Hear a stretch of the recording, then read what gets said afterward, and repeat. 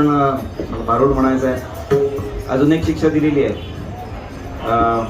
दीपक माऊलींनी मला पहिलेच सांगितलं की तुम्ही जर सुरात म्हटलं नाही तर तुम्हाला परत पण पायवारी करायला लागेल.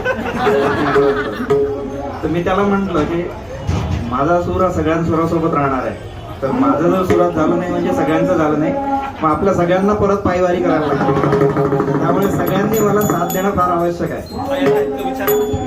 त्यांना तयार काही ऑप्शन नाही. ओके, तर ठीक आहे.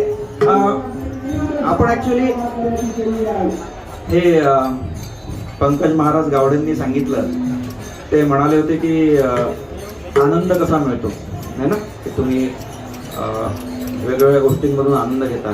आता इथे तुम्ही सगळे आलेले आहेत, तर त्यांनी छान उदाहरण दिलं की तुम्ही आले तर सगळ्या गोष्टी घरून विसरून आलेल्या आहेत, म्हणजे सगळ्या गोष्टी.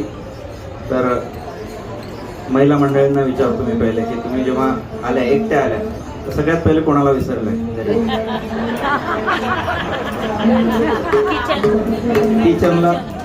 किचनमध्ये कोणासाठी जावं लागतं?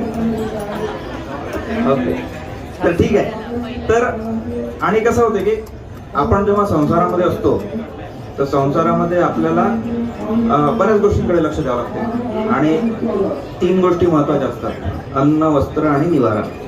तर या 3 गोष्टींमध्ये आपण इतकं गुरफटून जातो, आणि गुरफटून जातो. तर माऊलींनी ऍक्च्युली, एकनाथ माऊलींनी भारूड लिहिलेले आहेत. नॉर्मली भारूड हे ऍक्च्युली कसं आहे की पहिले ओव्या होत्या, अभंग आहेत, हे एक कॅटेगरीच्या लोकांसाठी आहेत. पण काही लोक असे होते की ज्यांना ऍक्च्युली हे कळत नव्हतं, मग त्यांच्यासाठी भारूड लिहिलं. भारूड हे ऍक्च्युली थोडंसं विनोदी ढंगामध्ये, थोडंसं खूप सिंपल असं सांगितलेलं असते, तत्वज्ञानच सांगितलेलं असते. यामध्ये कोणालाही दुखवायचा किंवा कोणालाही काही म्हणजे मानहानी करण्याचा उद्देश नसतो. तर यामध्ये जसं आपण याच्यात गुरफटलो होतो, माऊली काय म्हणतात?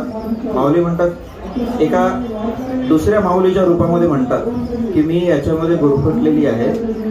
तर याचं कारण एकच आहे.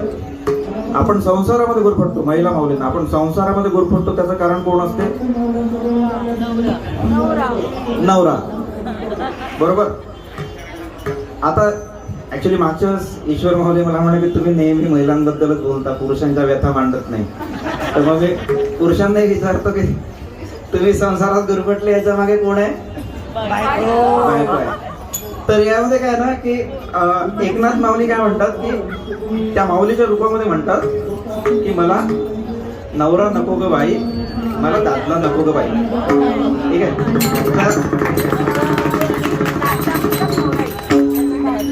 तर हे ऍक्च्युली कसं